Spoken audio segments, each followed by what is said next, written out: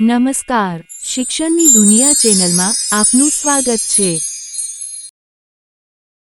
જે પૃથ્વી પર આપણે રહીએ છીએ તેની નીચે શું હશે એવો વિચાર આપણને આવતો હોય છે। વૈજ્ઞાનિકો અવકાશ સુધી પહોંચી શક્યા છે પણ પૃથ્વીના કેન્દ્ર બિંદુ સુધી પહોંચી શકવું લગભગ અશક્ય છે।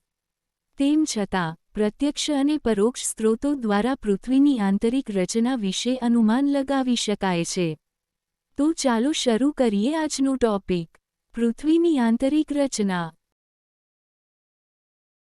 પૃથ્વી એ ડુંગળીની જેમ એક ઉપર એક સ્તરથી ગોઠવાયેલ અને અનેક સ્તરોથી બનેલ છે। પૃથ્વીનું કેન્દ્રબિંદુ 6371 કિલોમીટર છે, જ્યાં પહોંચવું શક્ય નથી।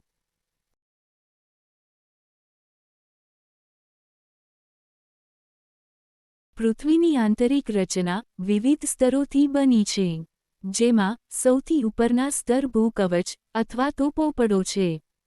ત્યારબાદ મિશ્રાવરણ એટલે કે મેન્ટલ, અને સૌથી નીચે ભૂગર્ભ, જેમાં આંતરિક અને બાહ્ય ભૂગર્ભનો સમાવેશ થાય છે।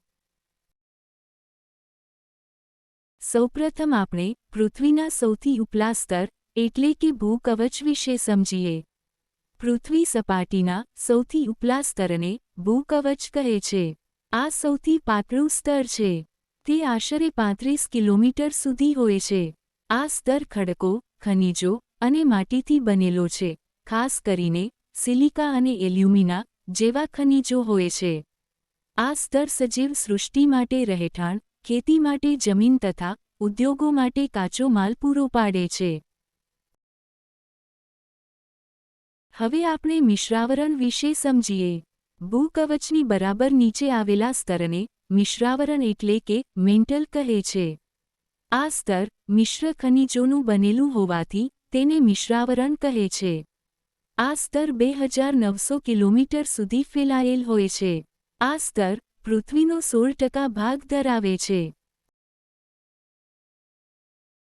પૃથ્વીના સૌથી નીચેના સ્તર એટલે કે ભૂગર્ભ વિશે સમજીએ।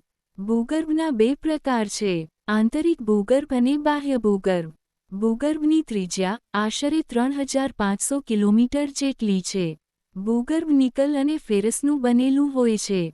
આંતરિક ભૂગર્ભમાં તાપમાન, દબાણ અને પદાર્થોની ઘનતા ખૂબ જ વધુ હોય છે।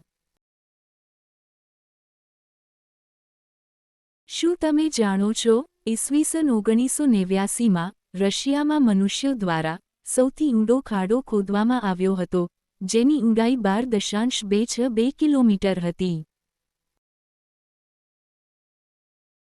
મિત્રો, મજા આવીને? આવી જ રીતે એનિમેશન દ્વારા વિવિધ વિડિયો જોવા માટે અમારી ચેનલ શિક્ષણની દુનિયાને આજે જ સબસ્ક્રાઇબ કરો।